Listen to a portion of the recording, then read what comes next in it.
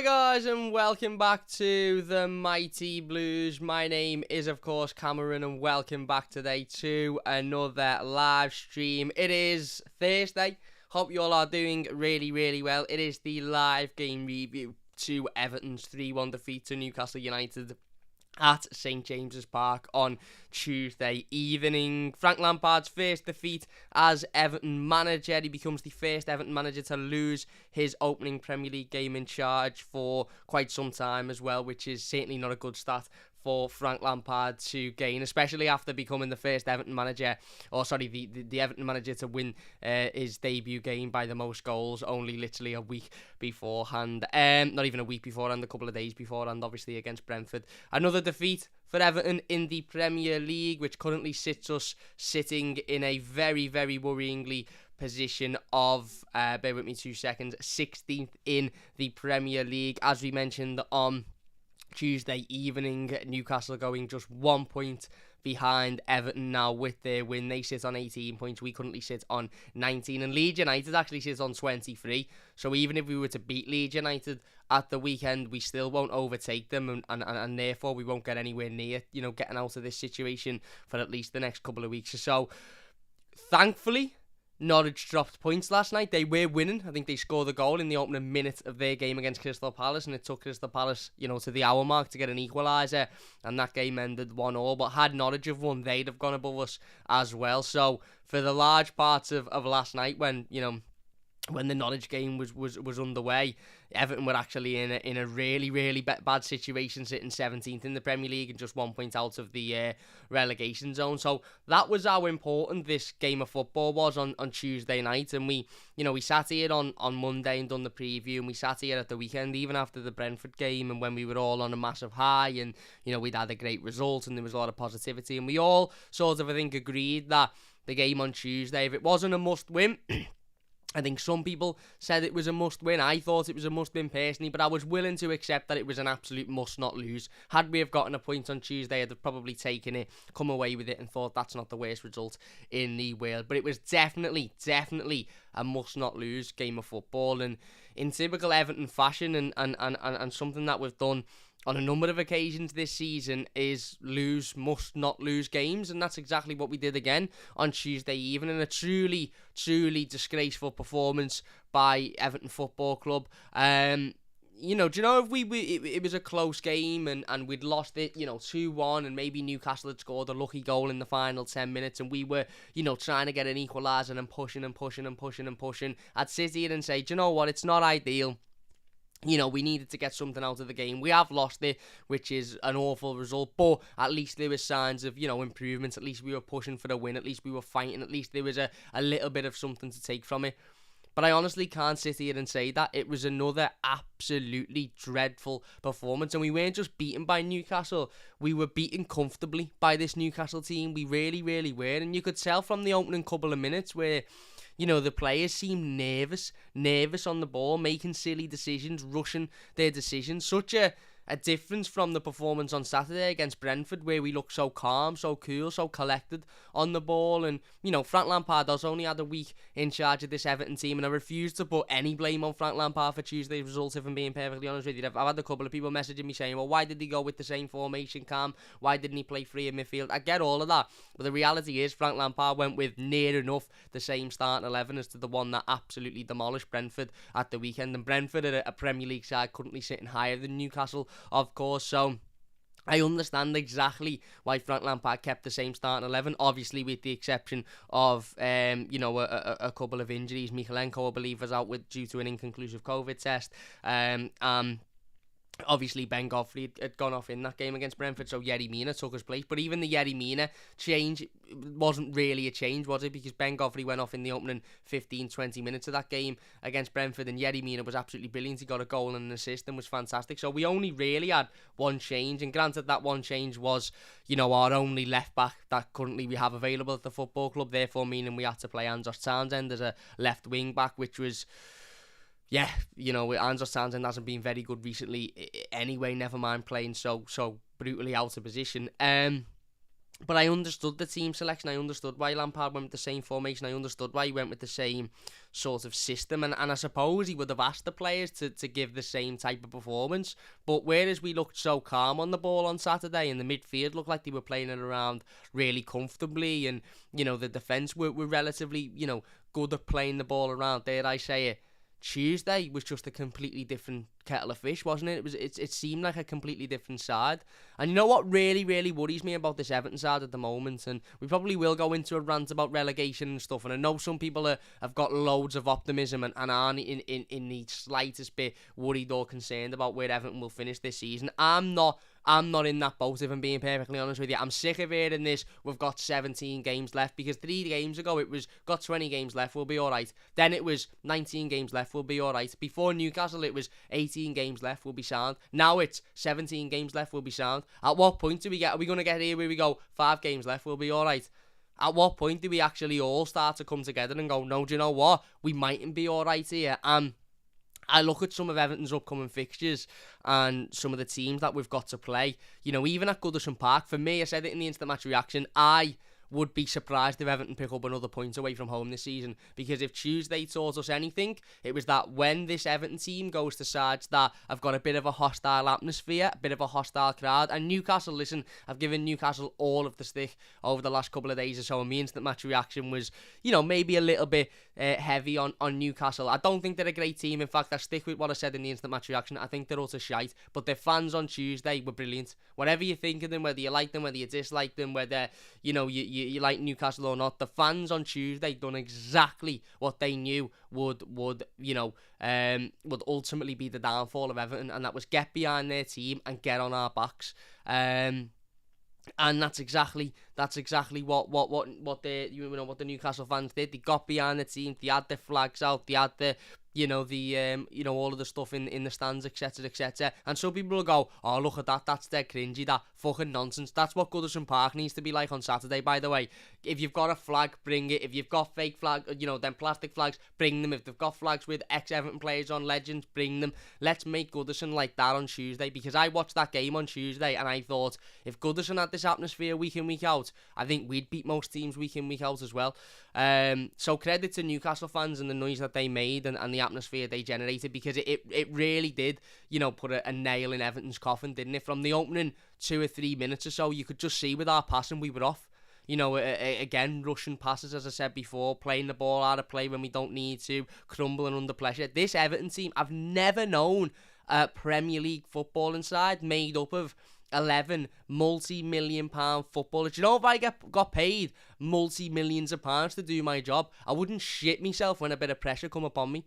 This Everton team are the masters at looking great when they're not in a pressured situation, i.e. Saturday against Brentford. Again, Brentford weren't very good, didn't really put pressure on us, other than the penalty and the odd, chance in the first half. Didn't really have much of the game, and it was a sort of calm game of football for Everton. As I said, there was no pressure. As soon as that little bit of pressure mounts up, as soon as that little bit of atmosphere from the opposition team, everything just goes out the window. The composure, the calmness, their ability to pass a football just goes out the fucking window. Again, how can you have Premier League footballers who can't pass a ball 5 yards? It baffles me. It absolutely baffles me how you've got Premier League footballers that can't pass a ball 5 yards. It baffles me how you've got Premier League defenders that are 28 years old, 30 odd years old, who can't fucking defend.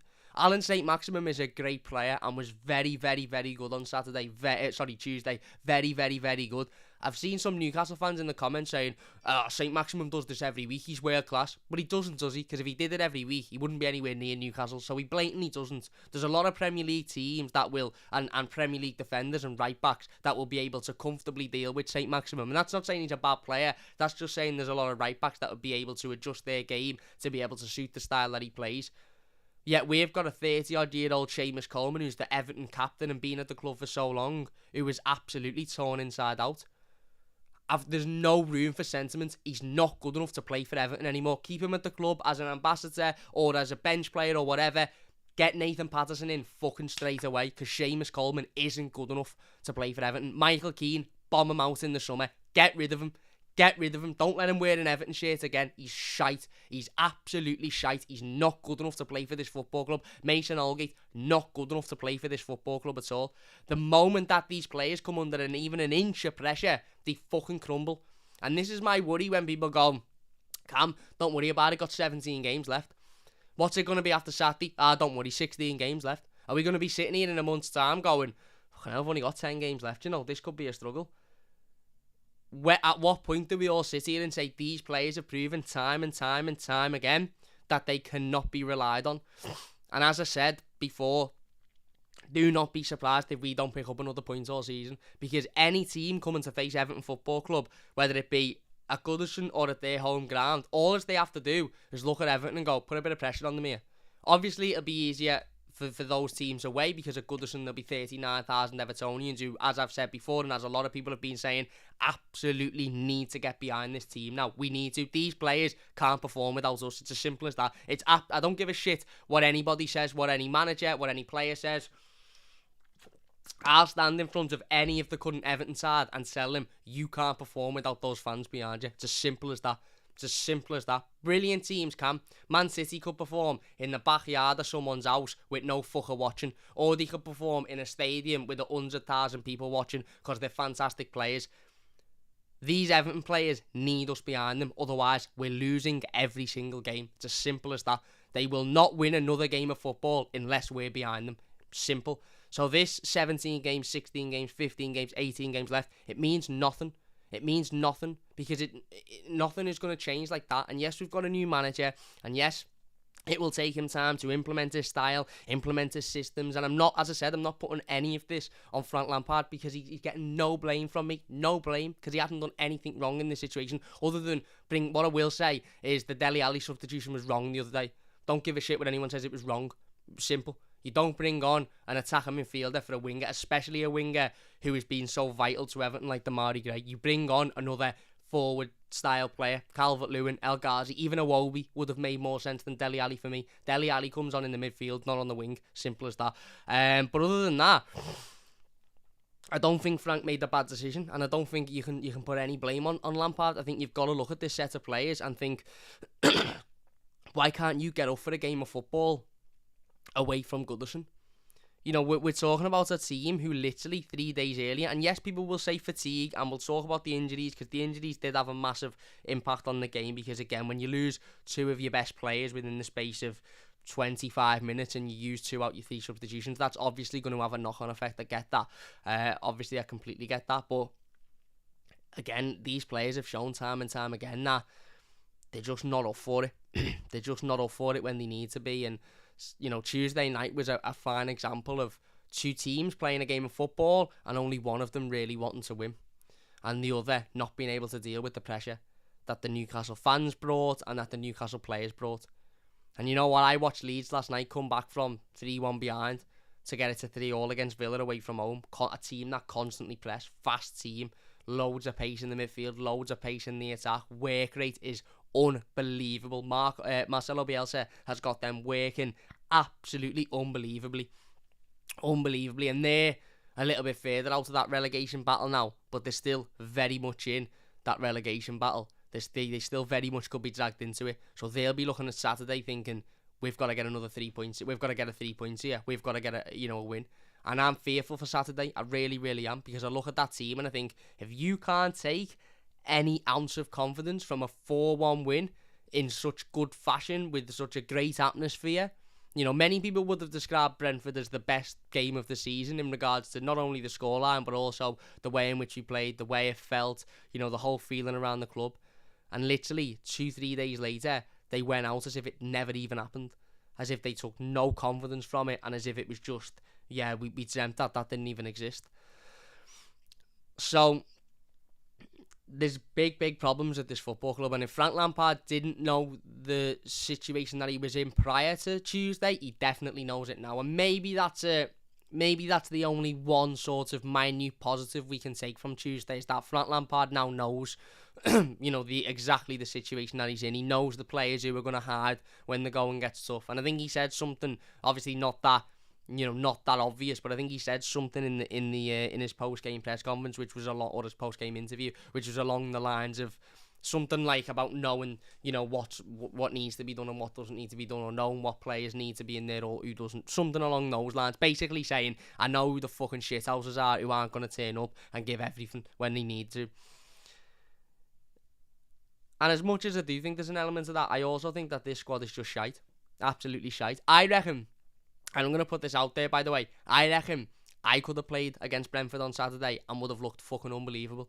Because they were awful, the crowd was behind us, you've got the adrenaline, you've got the intensity, you've got the passion, you've got the emotion. I reckon I could have played a good 20 minutes on Saturday against Brentford and people would look at me and go, he's not half bad, this kid, he's not half bad. But that doesn't mean that I'm a Premier League professional footballer. Doesn't mean that I deserve to play for Everton Football Club. It doesn't. And I think a lot of these players have built a career and, by the way, made fucking millions of pounds off the basis that every now and then they'll have a decent game. Every now and then they'll look okay. We said it even I said after Saturday, that was probably the best Lampard will see Mason Holgate, and he was alright.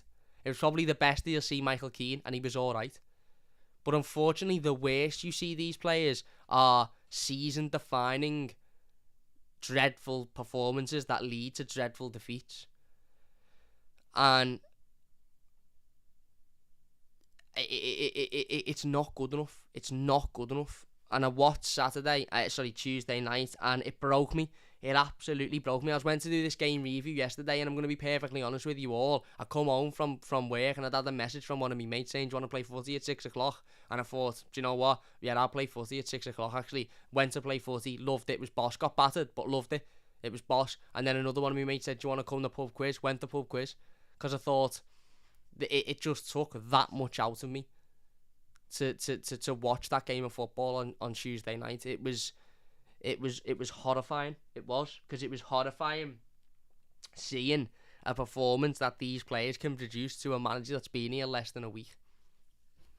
And when the media say Everton are better than that, Everton have got loads of quality. They're better than, as if we're just in this situation because we've just ended up here.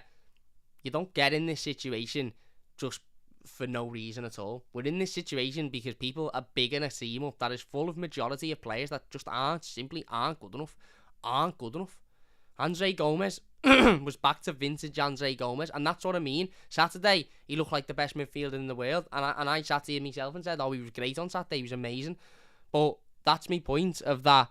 Every now and then, every player can play well, but if 9 times out of 10 you're shite, then you shouldn't be anywhere near the club or the team. And that's how I feel with a lot of these players. And yes, as I said, we had injuries. And yes, there was mitigating circumstances. And yes, we had things go wrong that we which were unlucky. But the reality is, we lost a must-not-lose game. Look at the teams around us. Newcastle, still got to play them at Goodison, by the way. Watford, Norwich, all beating us. You've got Leeds on Saturday. Now, some people will, there you go. Everton have just released that the FA Cup 5th round clash against Boreham Wood will take place on Thursday, the 3rd of March, 8:15 p.m. kickoff. So I believe that is the week after the game. Sorry, the week before the game against Tottenham. So 8:15 kickoff on Thursday, the 3rd of March for the Boreham Wood game. Wow. But no, as I said, it really hits home about the situation that we're in and the position that we're in the league. Leeds will be looking at this Everton team and thinking, good chance to get a result on Saturday.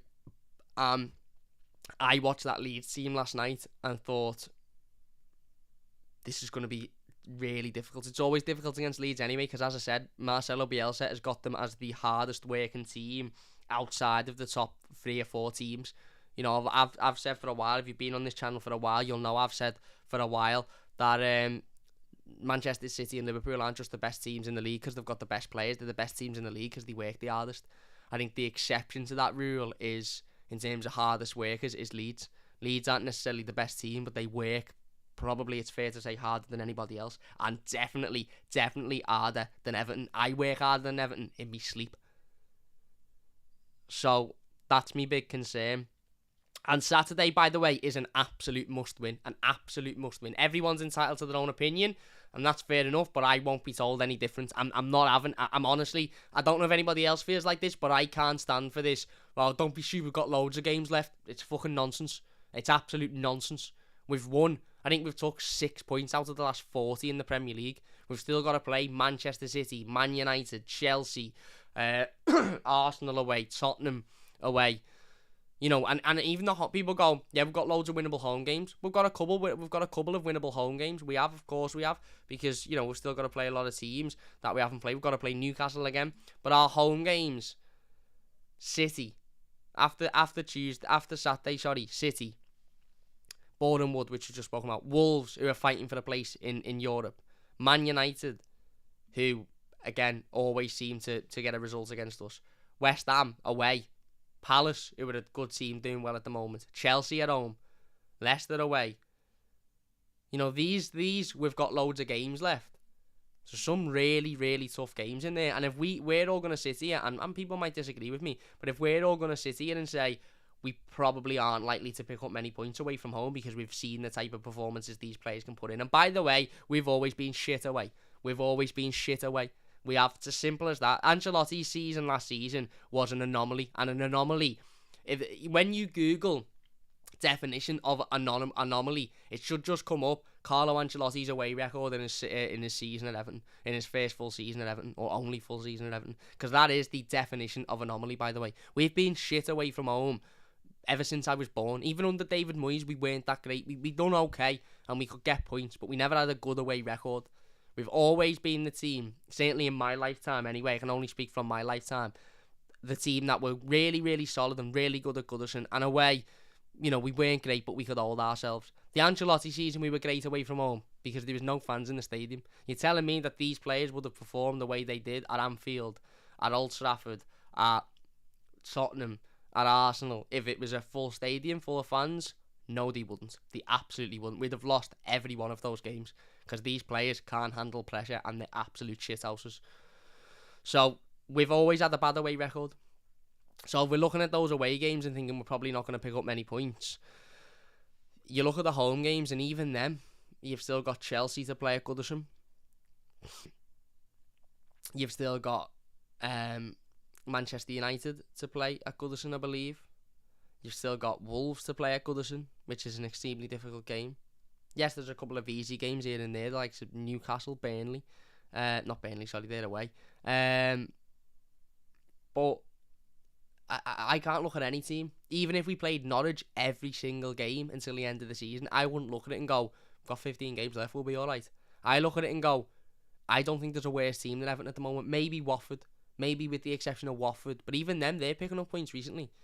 They got a point, you know, last week, midweek. When was the last time Everton picked up points in the Premier League? Chelsea, was it? December?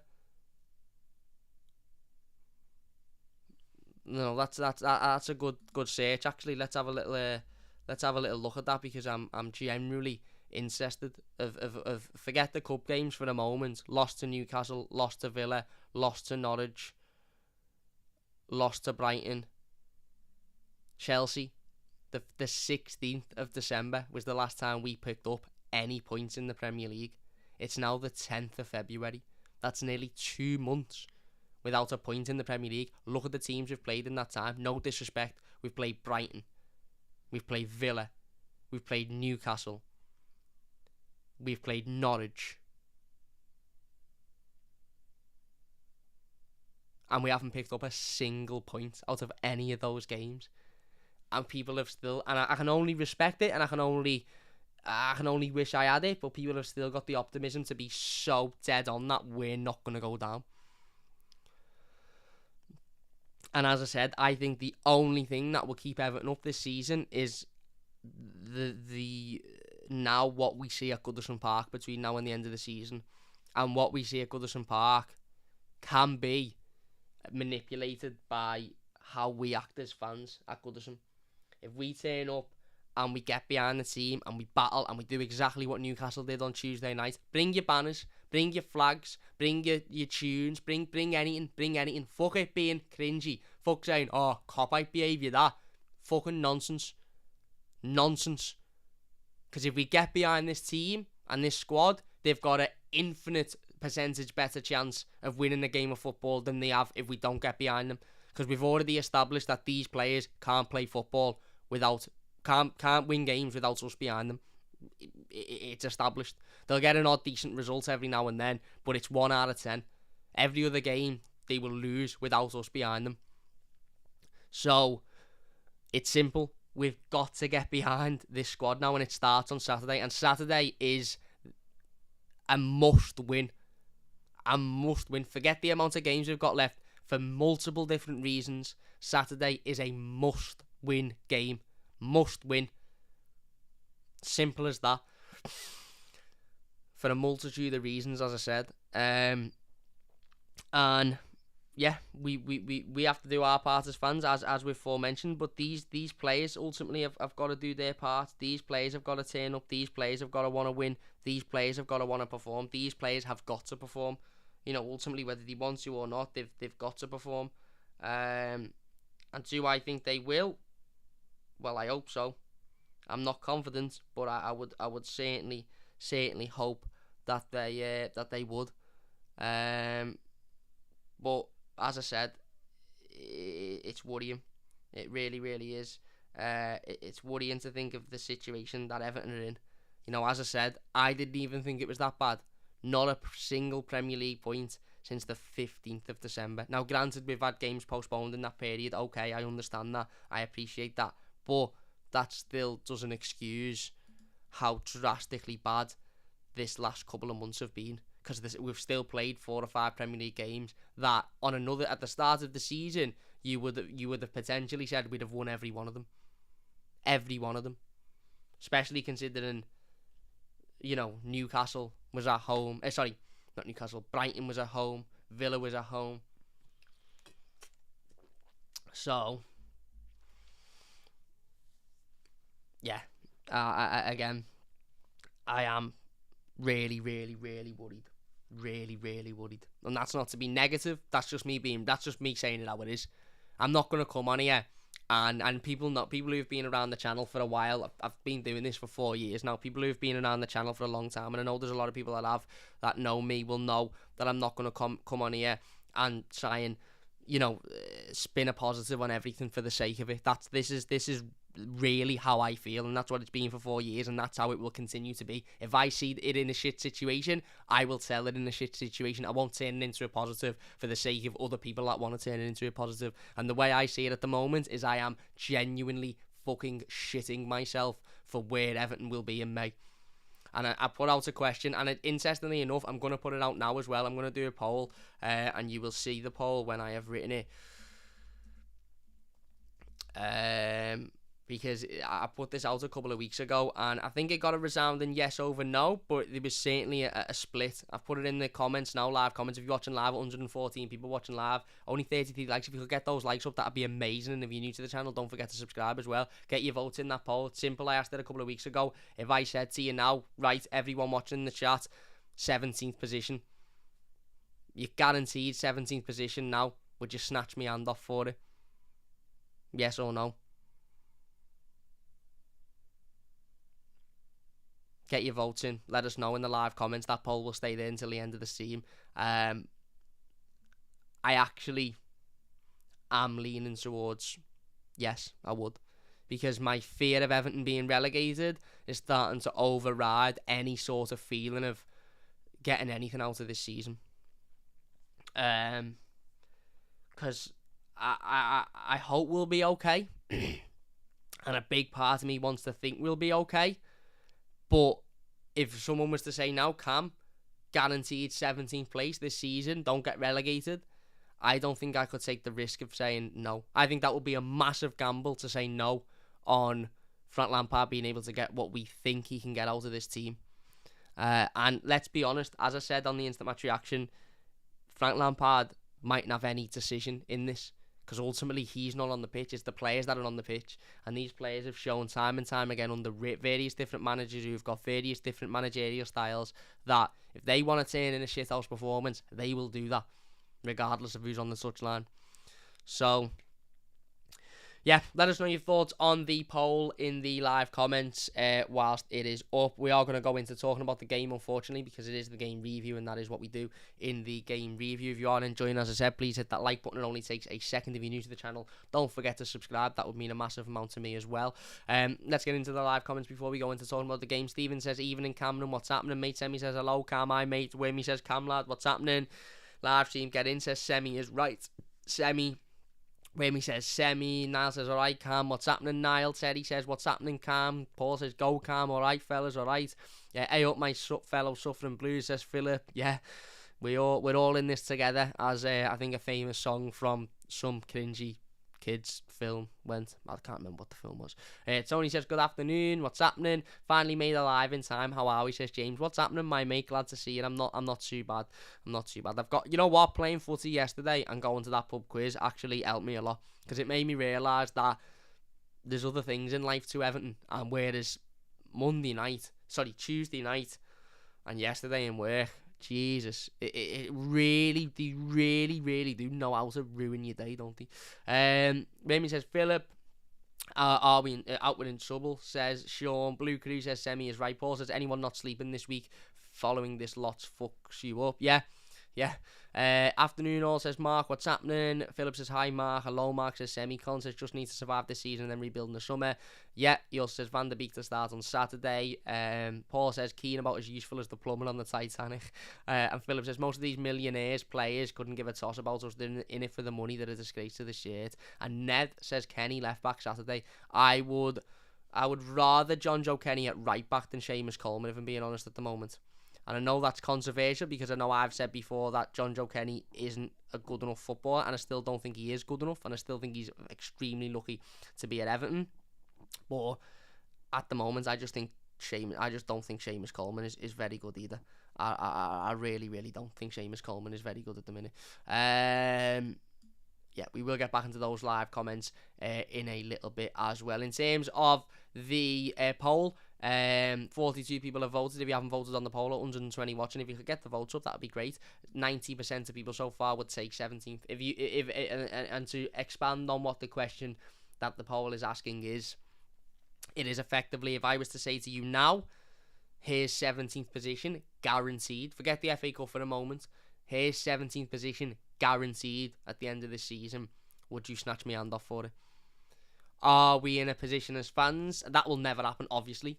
But are we in a position as fans to, if that was put on the table, to take the risk of saying, no, I will gamble on the fact that we'll be okay? Because I can't honestly sit here now and say I'm confident that we will stay in the Premier League this season.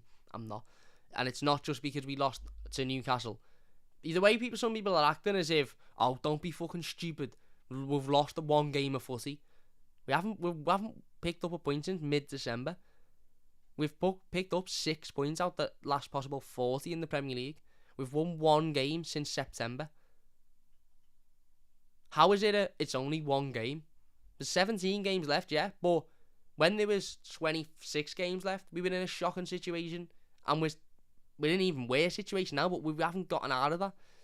So, again, everyone's entitled to their own opinion, and some people will be much more positive than others, and you know what? I respect it, and I wish I was as positive as everybody else, because if I was, then I would be very, very, very greatly appreciated. Sorry, there's seems to be something on my mic. I'd love it, but I'm not.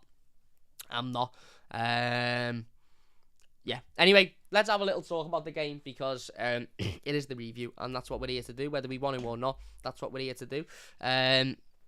So obviously, Frank Lampard goes with a couple of changes in the starting 11 to the one that beat Brentford on Saturday. Jordan Pickford retained his place in goal.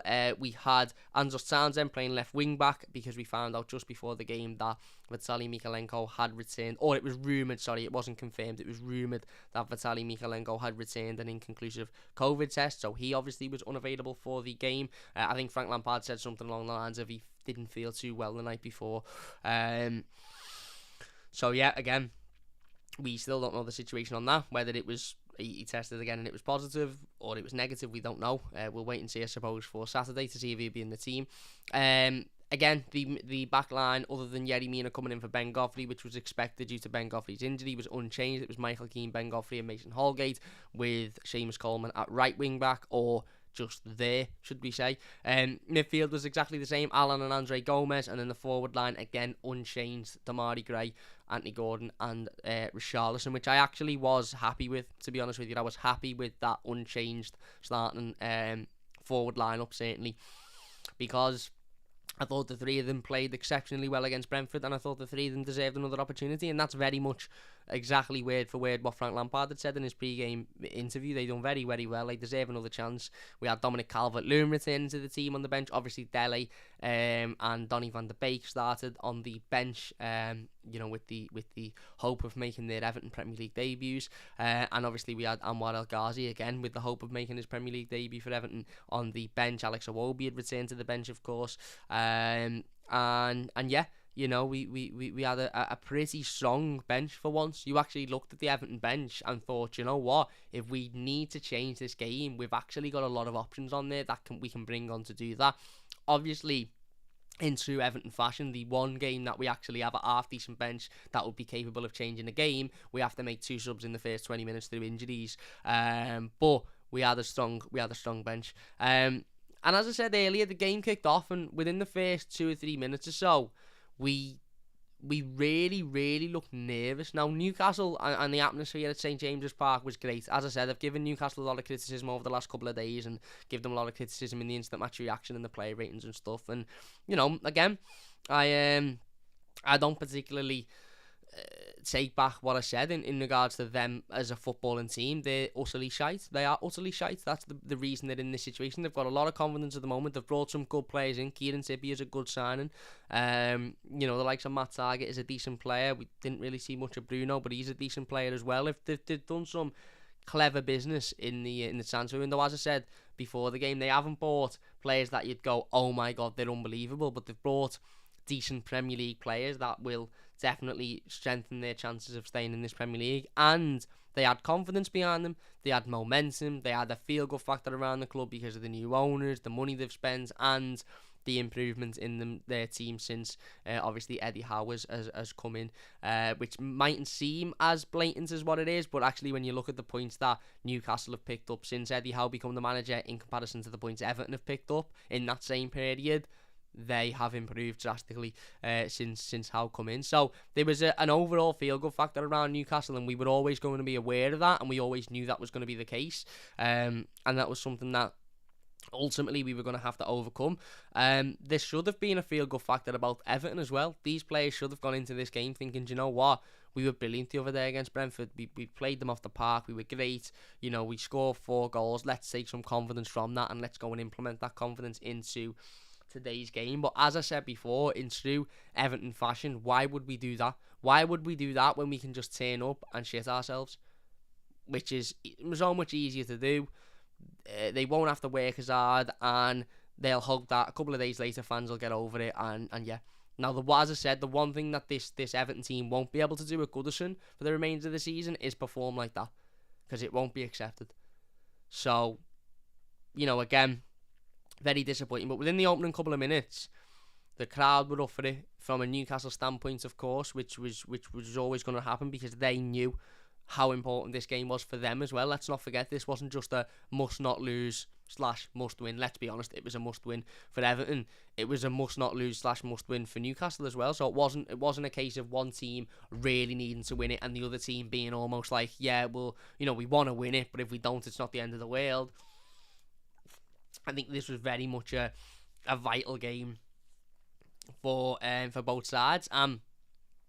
Unfortunately, as I said, from the offset, you could see that one team very, very, very clearly wanted it more than the other, and that was Newcastle. And that wasn't just the impact that their fans had. I refused to sit here and say, yeah, we'll be all right because we only lost that game because their fans were brilliant. I know it's a bit hypocritical because I'm sitting here saying that Everton will win many more games with fans at Goodison being behind the team than they would if the fans weren't behind the team. But the reality is, as I've said before, these are Premier League footballers. They should be able to deal with a hostile environment. They should be able to deal with a hostile atmosphere, and they can't, and they've proven once again that they can't. And as I said earlier, I will happily sit down with any Everton player in this current first team squad and tell them to their face, you cannot deal with a hostile environment. You cannot deal unless there's 39,000 Evertonians behind you. That might be a confidence thing. That might just be because these players, the majority of them, are shite. But the reality is, unless we're behind them as a whole, they can't deal with it.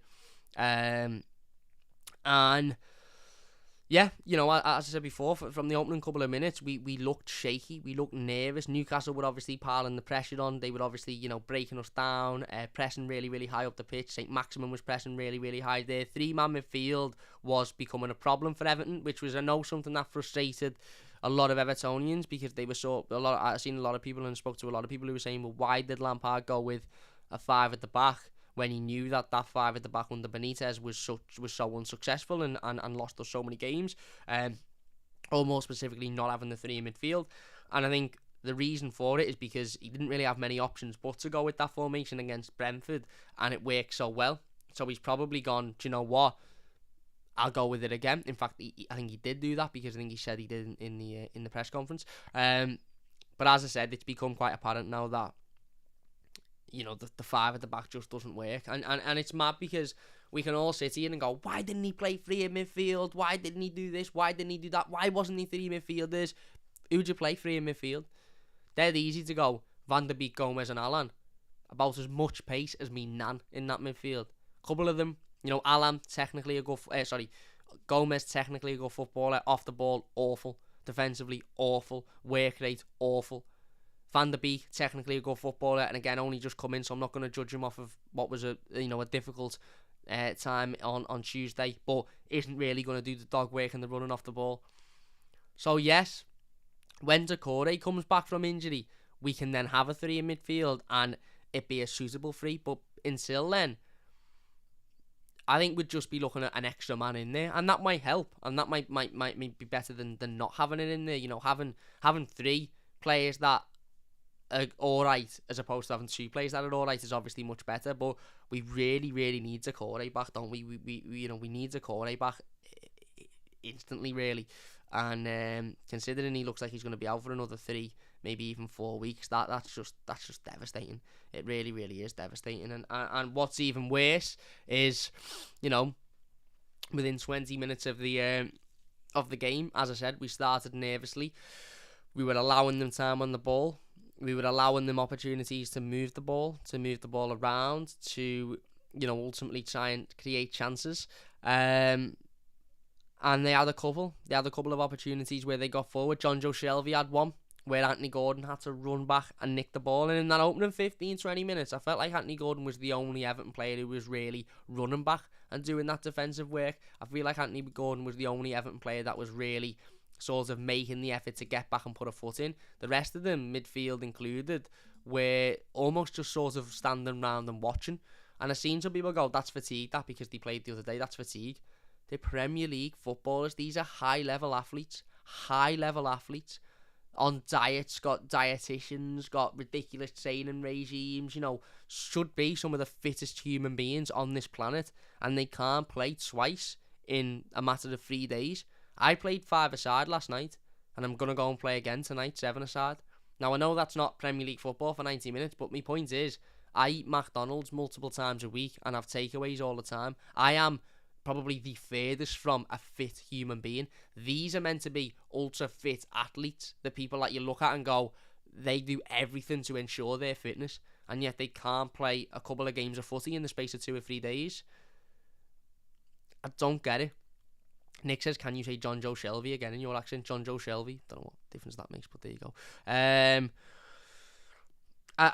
don't get it. I simply don't get it. And yeah, as I said, Anthony Gordon was having to run back and do some of the chasing because nobody else was really doing it. And Newcastle were starting to, I wouldn't say knock on the door, but what I would say is have the ball, move the ball well, and creep forward into our box, into our sort of, 6-yard box and on the edge of the area. And what that was doing was lifting the crowd. It wasn't really creating much from a chances standpoint or from an opportunity standpoint, but what it was certainly doing was giving those Newcastle fans around the stadium a lift. It was giving them that chance to go, right, get at these now. These are susceptible, put the pressure on. And ultimately, that lift that the crowd got was then translated directly onto the pitch.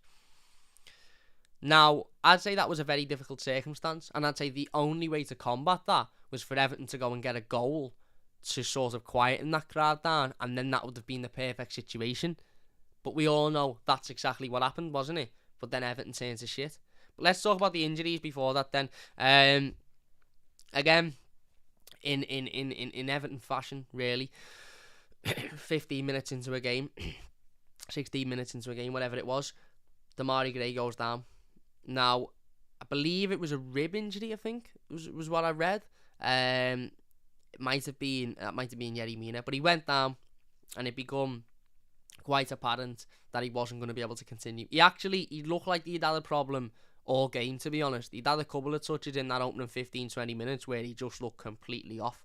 And I remember watching him thinking, this doesn't seem like the Demarai Gray of usual. And with other players, I'd go, they're knackered and they can't play, 2 or 3 games in 2 games in 1 week. With Demarai Gray, I almost sort of looked at him and went, I don't think this is fatigue. I think he's got a problem. Now, if Demarai Gray had a problem before the game, I wouldn't be very happy with Frank Lampard starting him in that game had he had a problem before the game. But he might not. It might have been something he picked up in the opening 5 minutes, or he might have just been off for the opening 20 minutes and then picked up an injury. But he didn't look himself. There was a couple of times when he picked the ball up in dangerous areas and his touch let him down, or his movement wasn't quite what it needed to be, or he lost the ball too easily. He wasn't his usual self. And then, of course, as I said, whatever it was, 20 minutes goes by, 15 minutes goes by, he goes down with an injury and he has to come off. Now, this for me is the only real bad mistake that Frank Lampard made on Tuesday night. Some people would disagree. Pardon me. Some people will say his team selection. Some people will say his style, his formation. For me, the decision to bring Dele Alli on for Demarai Gray was an awful decision. And that's not because Dele Alli's a bad player. That's not because I didn't want to see Dele Alli make his debut. That's not because I don't like Dele Alli. I think Dele Alli could, and I actually believe Dele Alli will be a massive success at Everton. I really, really do. From the bottom of my heart, I believe Dele Alli will be a massive success at Everton.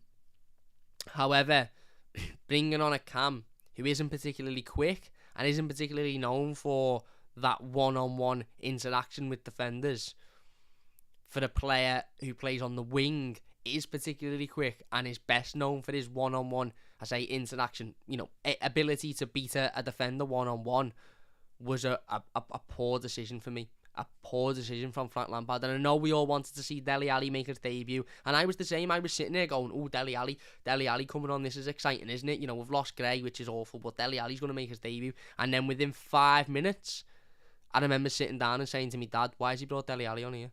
Why has he brought Dele Alli on as a winger? You've got Calvert-Lewin, who he could have brought on, who isn't a winger, but you could have moved Richarlison to the wing and put Calvert-Lewin up front and had Gordon, Dom and Richie. You had Anwar El Ghazi, who we've just brought in on loan, who is a winger. So if he isn't going to be brought in situations like this, what's the fucking point of him being here? Another waste of a loan move, another waste of a player who we'll probably never see in an Everton shirt. And even the likes of Iwobi, you've got there, who is a winger, and people wouldn't have liked to have seen Alex Iwobi come on.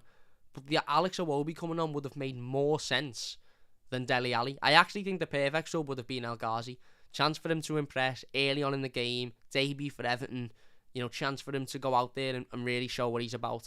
Obviously, he'll never play for Everton because that was the time to do it. He might play the odd game or come on in the odd game, but to bring Dele Alli on, for as much as it was great to see and as much as we all wanted to see him make his debut, I think it was a poor decision by Frank Lampard, unless there was going to be a change of system, and there wasn't really a change of system to suit Dele Alli. It was more like, you go and occupy that space Demarai Gray was occupying, and he's not, I don't want to say he's not as good as Demarai Gray, but he's not a winger. He's not going to take players on. He's not going to he's not gonna sort of cut inside, beat a defender. He's not particularly quick. It was just a poor decision for me. He could have brought Dele Alli on, with 20 minutes to go, half an hour to go, and he'd have looked at it and gone, do you know what? It's not too. You could have even brought him on when Mina went off and put him in a midfield three and had Holgate and Keane as the centre backs, and then had a flat back four and just told Townsend to stay back. You could have then brought him on then, but to bring him on as a winger for Gray was a bad decision for me. And then Gray goes off. Obviously, Dele Alli comes on. Again, not really doing much. And then a couple of minutes later, Mina goes down. Now, injuries is a topic for a different live stream, and we will do that live stream at one point. We will we'll sit down and we'll talk about injuries, and we'll talk about how Everton are in this situation. I mean, the last 3 games of football, we've had key players go down injured. Villa, Takore, out for 4 weeks. Brentford, Ben Godfrey, out for a month, maybe even more, with a hamstring tear. And then now Newcastle, Damari Gray, Yerry Mina, out for however long. Might be a couple of weeks, mightn't be. But again, we can't really afford to have these players out for any more than 10 minutes. Because every game we've got coming up is a must-win game. So even if players are out for a week, 2 weeks, key players, we can't afford to be out for this long. And I definitely think there's something deeper than luck. I do. It's deeper than bad luck. I don't think our medical team are doing a particularly good job, because every one of our key players seem to pick up injuries all the time, and even the non-key players, the fringe players, are always picking up injuries as well. But as I said, Mina goes down, and listen, again, another topic for another live stream, but there needs to be a decision made on Yerry Mina's future. I love Yerry Mina. I think he's amazing. I think his attitude is great. I think his personality is great. I think he's a great character. I think he's a great fella. I think he's just great all round. I absolutely love Yerry Mina. But the reality of the situation is that we can't rely on Yerry Mina. And he's so important to this Everton team because he is our best centre-half, and literally every other centre-half is utterly atrocious when Yerry Mina isn't in the team. You can't afford to have somebody who's that important to be that unreliable in regards to injuries and fitness, in my opinion. And Yerry Mina is unreliable when it comes to that. But Yerry Mina goes off. We bring on... Who did we bring on for Yerry Mina? I can't remember. Can't even remember, because Donny van de Beek come on. I'm probably wasting my time googling this, because somebody will tell me. Somebody will tell me in the comments before it's even come up on Google. What's going on here? Why isn't my internet working? Don't tell me this. Don't tell me this. I don't want to go on Everton's official website. Who come on for Yerry Mina? Branthwaite, Jared Branthwaite. See, I've figured it out before it even fucking come up. Jared Branthwaite come on, who was the natural replacement, because obviously he's a centre-half. But again, he come on in very difficult circumstances. He come on in a tough game with a lot of pressure.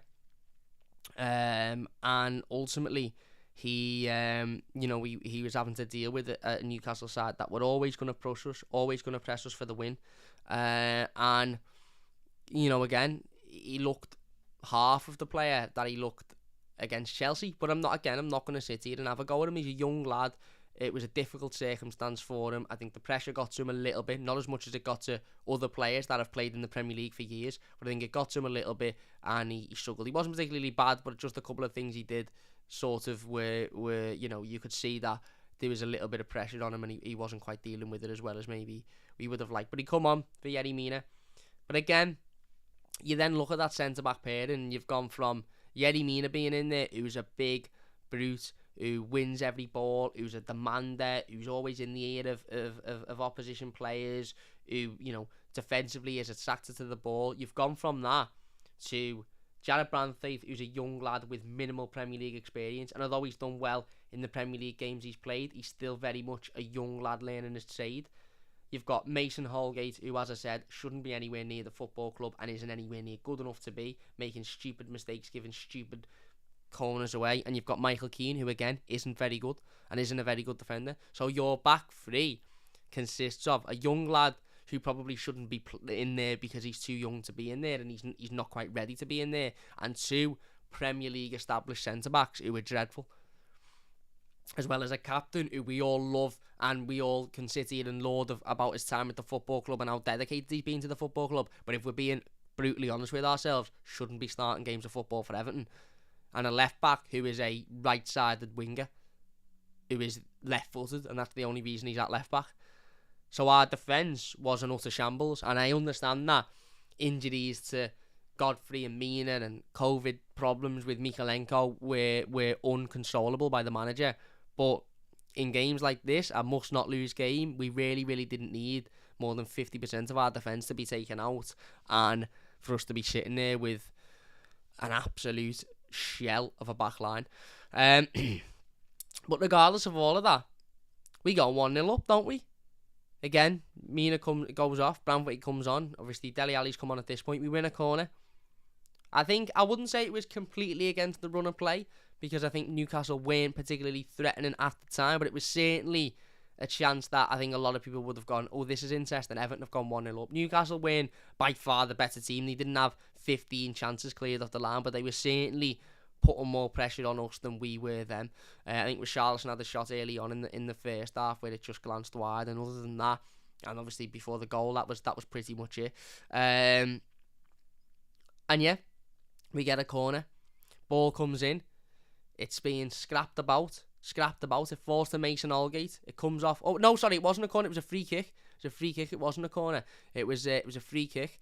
Anthony Gordon gets completely taken out. Just remembered. Sorry, jogging my memory. Anthony Gordon gets taken out by John Joe Shelby in the same period that Yerry Mina was down injured. Yerry Mina was down injured, wasn't he?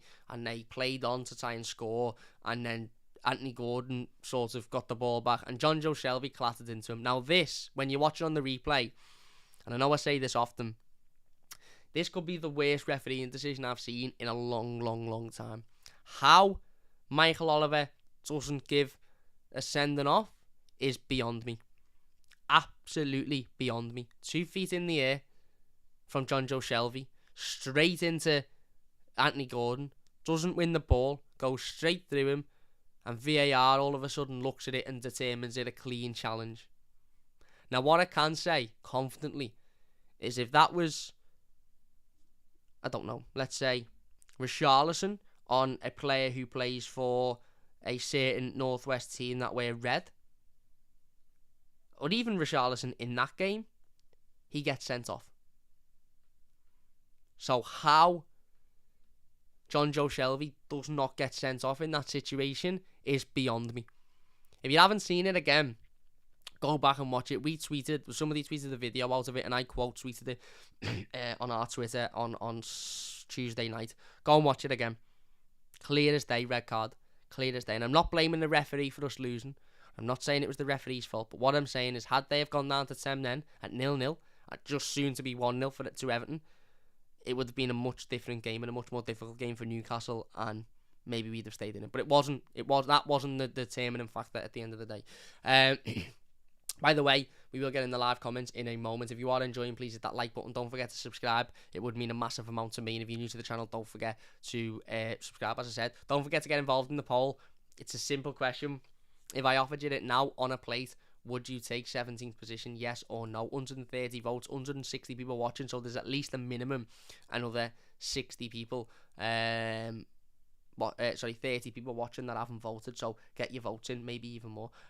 Jason says, Baz on Toffee TV, yes, they said the Premier League don't want Newcastle to go down. They probably don't, because they have got shitloads of money, and that money will be put back into the Premier League from Newcastle's owners, and Newcastle's owners will bring many more eyes to the Premier League, so they probably don't want them to go down. We know the Premier League have been corrupt and biased in these situations for years. They've said it about top 6 teams or top 3 teams, whatever. We need them to win. We need them to be in this position. We need them to be in that position.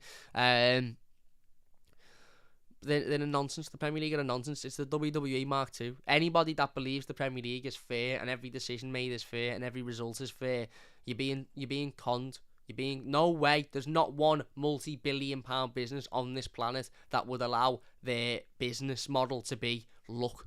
Works on luck. works on competition. Nonsense. There is a massive element of manipulation. Of course there is. They wouldn't allow it to go any other way with as much money that's involved. But anyway, again, that's another conversation for another video. But Shelvey is, performs possibly the most blatant red card you'll ever see. Gets away with it because Michael Oliver is one of the worst referees on the planet, by the way. Considering some people think he's the best referee we've got at our disposal, that's a nonsense. He's a fucking embarrassment, an absolute embarrassment to referee. But we get the free kick. Anthony Gordon comes on. Anthony Gordon gets up from being down initially with the injury. Yerry Mina's obviously gone off at this point. Anthony Gordon swings the free kick in, and we get a goal. I think one of the Newcastle defenders, I can't remember who it was, heads the ball onto Richarlison's head. It bounces off of Richarlison's head and lands at Mason Holgate. Mason Holgate has got a clean shot at goal. Nobody near him. He takes a shot. It's cleared off the line. It's cleared onto another Newcastle player, Jamal Lascelles, and Everton are 1-0 up in the back. It goes in the back of the net. And Everton are 1-0 up. And you're thinking, Shelvey had a shocker, but come on, Cam, no need to have a pop at Man United. Did I have a pop at Man United? I don't think I did have a pop at Man United, did I? Did I have a pop at Man United? I don't think I did. Anyway, Everton are 1-0 up, and you're thinking, oh my god, we're 1-0 up. We haven't gone, it's not against the run of play, as I say, per se, but we've gone 1-0 up in a must-win game, really. And what's the golden rule? What's the absolute golden rule? The golden rule is when you go 1-0 up, keep it tight, keep it compact, keep it calm, keep your heads for 10-15 minutes, don't concede. I can't even begin to explain to you how many times I've heard, even just from playing FIFA over the years, you're most susceptible to conceding when you've just scored. It's number one rule of football when you're growing up. Do not concede directly after scoring. Keep your heads, keep the ball, keep it calm, frustrate the opposition, pass it round, even if you've got to volley it into the stands, just calm it down for that 5 or 10 minutes after scoring, where there is bound to be a reaction from the opposition team, where the opposition team are bound to come out flying. What do Everton do? Literally a minute later, 2 minutes later, Mason Holgate gets the ball. Instead of lashing it into Rosehead or lashing it from one end of the pitch to the other, he fannies about with it, he fucks about with it, it goes out for a corner, and Newcastle score pretty much, let's be honest, the carbon copy of what Everton had scored. Other than the fact that Holgate hit it with his foot and Lascelles hit it with his head. Corner comes in, good ball in by Trippier, I think it was.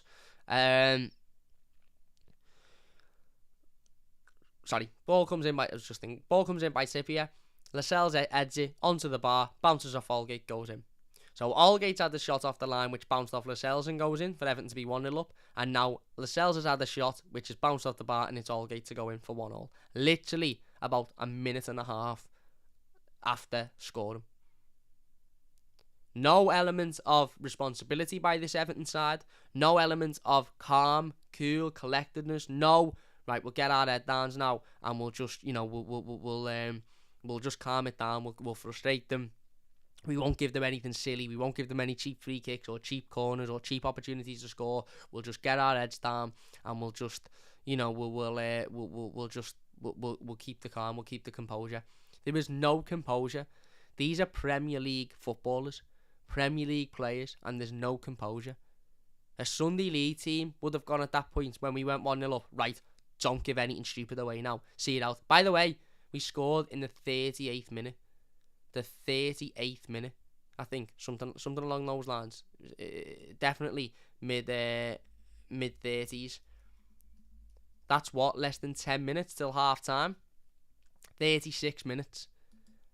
9 minutes to go till half time. Shore it up, keep you calm, keep you cool, don't give anything stupid away, see it out for 9 minutes, 10 minutes.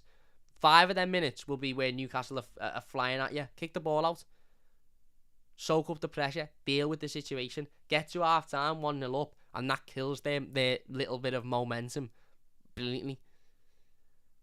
But we don't. We do what you should never do in football, and that's give a stupid goal away straight away. And all of a sudden, it's 1-1. That lead has lasted about as long as something that isn't very long. About as long as, I don't know, a box of Jaffa Cakes lasts when I'm around it. Not very long. And then half-time whistle is blown and we've gone into half-time, 1-1. And as I said, not a very good half. We're very much still in the game. But the frustrating element is we've gone 1-0 up. And within minutes, literal minutes, we've given that lead away because we didn't have the calmness and the composure to just get our heads down and keep it calm. And that for me is nonsense. Absolutely nonsense. It really, really is. We will get into the second half in a moment. By the way, if you are enjoying, please hit that like button. It only takes a second if you're new to the channel. Don't forget to subscribe as well. That would mean a massive, massive amount to me. If you could share the scene, that'd be great. JT says, here's the weird part. Even in the league, Brentford's recent form is worse. What, than Everton's? Well, Brentford have picked up enough points to see them higher than you know, in a much safer situation than Everton. Matty says Van der Beek will start against Leeds and be our best midfielder until the end of the season. I'm predicting that now. Lampard knows his quality. I hope you're right, mate. Like and subscribe, Blues. Follow the Mighty Blues Instagram page, Mighty Blues EFC, and Twitter. Says Hernandez, Mighty Blues YT. Thank you very much, my mate. Really appreciate it. All right, Cam, mate, says Kevin. What's happening, Kev? Lampard has to drop Algate and Keane. He does, but if he dropped, you know, he can't. At this point, he can't drop Algate and Keane because Mina's injured, Godfrey's injured, and you've only got Branthwaite. So it'd be a one-man centre-back. So you'd have to play at least one of the two of them, and they're both awful. But you're going to have to play Seamus Coleman, aren't you? Unless you play Patterson and Kenny in the same team, you know, depending on what Mikalenko's situation is. And Seamus Coleman shouldn't be playing games for Everton. Certainly not starting games for Everton. I don't give a fuck how long he's been here or how good he's been. He shouldn't be starting games for Everton. JT says we need to turn Goodison into the second coming of Glasgow or Olympiacos. Kevin says, sorry I was late, not well, I'm dying. No worries, mate. Hope you're okay. I hope that is not a literal sense. I hope you just mean that you don't feel very well. I hope you don't literally mean that. Officials can bend these rules whenever they feel fit to prevent bigger clubs not slipping. I think we'll stay up. We're part of the EFL finishing, no trophies, but ever present doing fuck all. I really hope so. I really, really, really hope so. Jem says, I know, grateful for this chance, horrible aren't these footballers, zero loyalty or selective memory. Semi says, remember when the refs took DCL's game winner versus United off him because of obstruction after our Icelandic player got kicked on the floor? De Gea could see Dom clear as day. Yeah, it was nonsense. Again, just seriously wanting to, stop Everton from winning a game of football, and that was exactly what that was.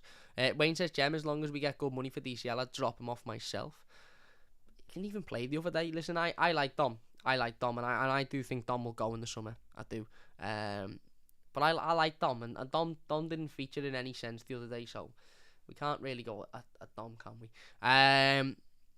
Holgate needs to find another path, says JT. He can go to London, they like that sort of thing. James says, let's be honest, even if Shelby had been sent off, we'd still have found a way to lose. Fact is, the Georgie card beat us mentally. Our players visibly shriveled up. They did from the first minute, I agree.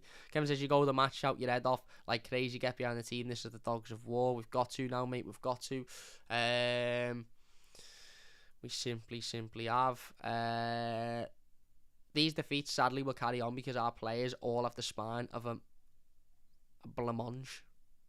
That's the first time I've ever seen that word spelt out, and it's spelt very differently to what I would have imagined. Poor recruitment and injuries have placed us in this position. Yep, spot on. Damo doesn't think we'll get relegated. That's fine, Damo.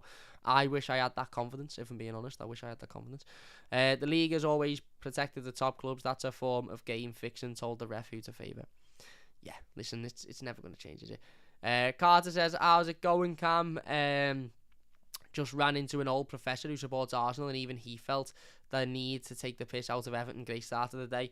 If Arsenal fans are taking the piss out of Everton, that's when we know it's bad. Jeebus. Brendan says, Cam, we have thought Lampard is another football ideologue. I don't even know how to say that word. Like Martinez, etc. He wants to impose his philosophy of a bunch of players that cannot implement it. What we need was a pragmatic manager. In says, but some would say Carlo was a pragmatic manager, and he never really got much out of this squad, did he? I'm not saying that I wouldn't have liked Carlo to stay, but he didn't particularly get much out of this squad. Maybe got the most out of this squad. Maybe the squad's the problem. In fact, I do think the squad is the problem, if I'm being honest with you. It's the barley and the Rice Krispies, they kill me, I found out. Oh, I've got a barley problem. What you call it? Allergy. No good. Anyway, let's get on to the second half. As I said, if you're enjoying, please hit that like button. Don't forget to subscribe if you're new as well. That only takes a second. So we go into the second half. Again, not a particularly good first half. Not an impressive first half by any stretch of the imagination.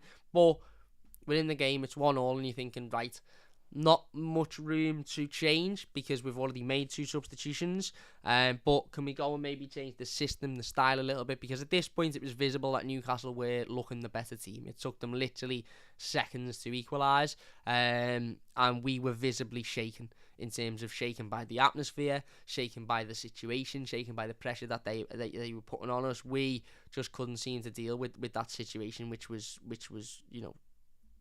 awful to see, but what exactly was the case.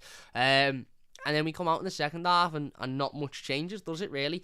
Dele Alli, again, to be fair to him, it was his debut, and he wasn't, I'm not going to sit here and have a massive go at him, but he wasn't particularly great, was he?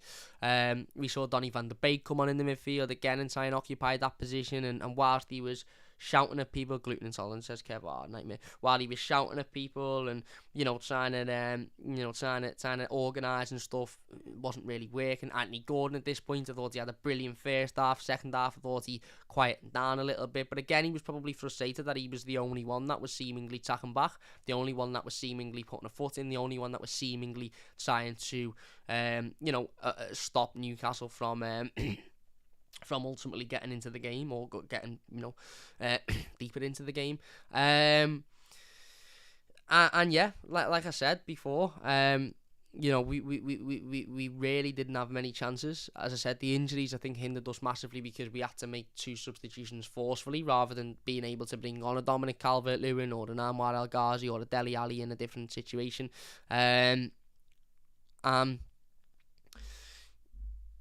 Again, Newcastle are piling the pressure on. They're starting to create, more chances. They're starting to throw bodies in the box. They're growing in confidence. The crowd is going in confidence. And then they get the second goal. Another ball into the box. Another example of our defenders standing around looking at each other as if to say, was that you meant to be marking him, or was I meant to be marking him? No, I was talking to him about footy, or I was talking to him about what level he is on COD. Was it you meant to be marking him? Just standing around doing fuck all, basically. Ryan Fraser gets on the end of a ball. It was another scrappy goal, deflections here and there, bounces off somebody's back, but it's 2-1 to Newcastle. And I remember thinking at that point, that's it. We're not getting an equaliser, because you could see from the first half especially, but that first 10 or 15 minutes of the second half, you could see that this Everton team had no real intention of going and getting another goal. We weren't creating anything. Richarlison had nothing up front. Anthony Gordon wasn't doing as much up top as he was trying to do in the first half. Dele Alli, let's be honest, wasn't doing much. And the second goal, it has to be said, actually come from Dele Alli losing the ball in the midfield. But I cut Dele Alli some slack, because where he lost the ball should have been more than enough time and more than enough space for somebody to have sacked back and actually won it back. And for it to have been defended. He didn't lose the ball on the edge of the box and he scored a worldie. He lost the ball near enough on the halfway line, and then they ran round us to score about a minute later. So it wasn't all Dele Alli's fault, but he did lose the ball and then he didn't sack his runner. And all of a sudden Newcastle are 2-1 up. And as I said, that for me at that point was very much we aren't going to get back in this game. We aren't going to get back in this game. And then, a few minutes later, 5 or 10 minutes later, again, another silly foul given away. We are the masters at giving stupid fouls away, on the edge of the box. Kieran Trippier, vastly known as one of the best free kick takers, on the planet, steps up, curls it round the wall, and it's 3-1, and it's well and truly game over at that point. Could Jordan Pickford have done much better? Maybe. Maybe, but it's well and truly game over. There was not a chance we were scoring 2 goals. We weren't even scoring an equaliser at 2-1. Never mind another one. Newcastle then went close again towards the end of the game, hit the post with the last 5 minutes to go. And as I said, Frank Lampard, I do think, was slightly restricted in regards to changing the team because he'd made all 3 substitutions and 2 of them were forced. But I do think the Dele Alli substitution was the wrong decision, if I'm being honest. I think it was the wrong decision. And yeah, Newcastle see the game out. Their atmosphere dragged them through. And once again, the game ends 3-1, and this Everton team proved that they simply can't deal with pressured situations. They can't deal with opposition fans supporting their teams. They can't deal with teams that come and pressure us. There's no compactness, if that's a word, in this side. There's no calmness. There's no there's no responsibility. There's no accountability. There's no players that just get their head down and think, you know what, let's just deal with this situation. If the going gets tough, these players shit themselves. That's it. If it's good and the crowd are good at sunning up and everyone's enjoying it and it's positive, yeah, they're more than capable of putting in a decent performance. They're more than capable of beating a team comfortably, as shown on Saturday. But the problem with this Everton team is when the going gets tough, they can't grind through it. They can't pick their heads up and think, you know what, we'll just battle through this. They shit themselves every single time, and that's one of the big reasons as to why we're in the situation that we're in. We can talk about managers, we can talk about owners, we can talk about directors of football, we can talk about all of that, but the reality is a lot of these players are nowhere near good enough to be at Everton Football Club, and that's the end of it. And yeah, as we said, Saturday now is an absolute must-win, without a shadow of a doubt. I don't care how many games we've got left. Saturday is a must-win. An absolute must-win. We will be doing the live game preview to Saturday's game tomorrow, so don't forget to join us tomorrow for that one. That'll be around about 4:30, 5 o'clock as well, so join us for that. But yeah, we've lost another game of football, another big game, another game we needed to win, or we certainly needed to get something out of. We've lost, and we're all sort of sitting here, I think, scratching our heads thinking, well, where do we go from here? Realistically, where do we go from here? How do we get ourselves out of this situation? I don't know. I think the only way we do it is by performing at Goodison Park and performing well and winning games at Goodison, because away from home, I'm not holding my breath. I'm really, really not. Wayne says, Joel, I'd love it if we finished 15th, but I can't see where we're getting points from. We're going to finish that poll in a second, by the way, so if you haven't voted on it, get your votes in now. Would you take 17th now, yes or no? We will be finishing it in literally a minute, so get your votes in. If you are enjoying, by the way, hit that thumbs up button. If you're new to the channel, don't forget to subscribe. As a Newcastle fan in the comments is right. Sam says, such a big gang of shithouses these players. Cam never felt a hated towards a bunch of players this much in my life. Wayme says, stop the juice making you feel bloated or gassy. Show Cam some love, blue, smash that like button, says Wayne. Thank you very much, my mate. Yeah.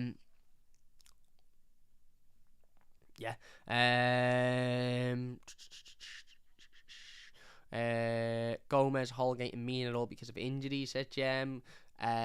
Joel says, I think Everton will finish between 12 and 15. I think Newcastle is just a team better than Everton at the moment. Every team's better than Everton at the moment, Joel, to be honest. Every team is. Paul says, I've said this for years. I seriously think this club is cursed. I'm deadly serious. More than a bad look, atrocious mismanagement from the top to the bottom. I agree, mate. It is atrocious mismanagement from the top to the bottom. You're spot on. Kevin says, I'd usually eat salads. I'd be sacked by work if I wasn't reliable, says the Mighty Boost. Yep, same here. Where are players who want to fight, says Wayne. Non-existent, apparently. Carl says, imagine profit and sustainability without the £80 million TV money from the Premier League every year with a brand new stadium to build. OMG, we're going to fall. Yeah, well, if we do go down, then the stadium comes under big concern, doesn't it? Will the owner still feel a need to build a brand spanking new stadium if we're playing in the Championship? Because I honestly think if we go down, they'll probably say, it's all right, we'll be back up next season. I don't think we will. Get well soon, Kevin, of course. Yep, spot on, mate, spot on. And Abigail says, you need to go in the summer due to the amount of injuries. 95 games in 3 years is not good enough. Yeti, talking about... Yeah, probably, because he's out of contract, I think, next season, so a decision needs to be made. I think he might even be out of contract this summer, actually. Anyway, a decision needs to be made on him. It's next year. And the reality is, he's our best centre-half. He's a character. When he's on the pitch, he's probably the most important player, but you're right, he spends too much time off the pitch, and that unreliability is something that we simply can't afford to carry, especially in the situation that we're in, which is a shame, but is ultimately the reality of the situation, isn't it? Anyway, look, we are going to finish it up there then. If you have enjoyed this one, please do leave a like. Let's end this poll now. Then 188 votes. We'll get the results in just a second. If you have enjoyed this one, please hit that thumbs up button. It does only take a second. There you go. 75% out of 189 people, which is a relatively okay sample size, would take 17th right now, would snatch your hand off for it, which is interesting, isn't it? And that percentage will only grow week in, week out if we don't start winning games of football. Yeah. So, anyway, look, big thank you all for watching. If you have enjoyed this one, please hit that like button. It does only take a second. If you're new, don't forget to subscribe. We will be back tomorrow for the game preview to the Leeds game. Massive game, that one, as I said, arguably the biggest of the season and an absolute must-win in every sense of the imagination. So, join us for that one. If you watch this YouTube video, big thanks for watching. Leave your thoughts in the comments down below and we'll get involved with as many of them as we possibly can. If you're watching live, big thanks to everybody for watching live as well. Really do appreciate it. That is it then. Massive thank you all. Really do appreciate all of the support. Big thank you all for watching, and we'll see you soon on the Mighty Blues.